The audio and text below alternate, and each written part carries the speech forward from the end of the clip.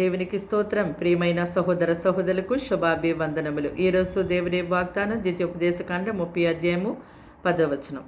నీ దేవుడైన యెహోవా మాట విని నీ పూర్ణ హృదయంతోను నీ పూర్ణ ఆత్మతోను నీ దేవుడైన యెహోవా వైపు మళ్ళినప్పుడు యెహోవా నీ పితరుల యందు ఆనందించినట్లు నీకు మేలు చేయుటకు నీ యందును ఆనందించి నీ వైపు మళ్ళును.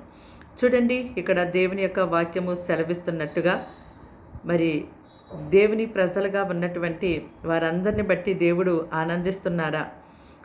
నిన్ను బట్టి, నీ యొక్క ప్రవర్తన బట్టి, నీ యొక్క జీవితాన్ని బట్టి, నీవు కలిగి ఉన్న సాక్ష్యాన్ని బట్టి దేవుడు సంతోషిస్తున్నారా అని దేవుని ప్రజలైనటువంటి వారందరూ కూడా ఎంతో తమ్ము తాము పరిశీలన చేసుకునే వారిగా ఉండాలి.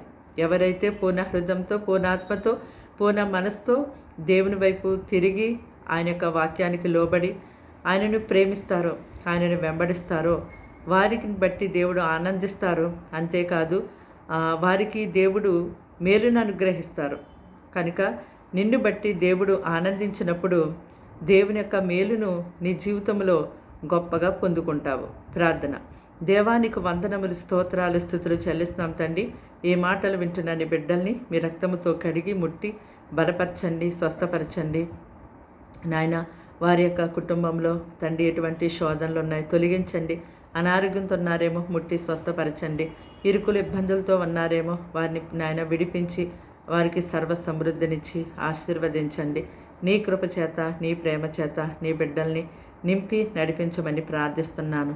పరిశుద్ధాత్మ శక్తి చేత వారిని ఆవరించండి నాయన. ఈ దినమంతా పగలు రాత్రి నీ బిడ్డలకు మీరే గొప్పగా తోడుగా ఉండి నడిపించి సహాయం చేయమని సమస్తమును నీకు అప్పగించుకుంటూ యేసు ఘనమైన పరిశుద్ధ నామములో ఈ ప్రార్థన సమర్పించి వేడుకుంటున్నాం తండ్రి. ఆమేన్.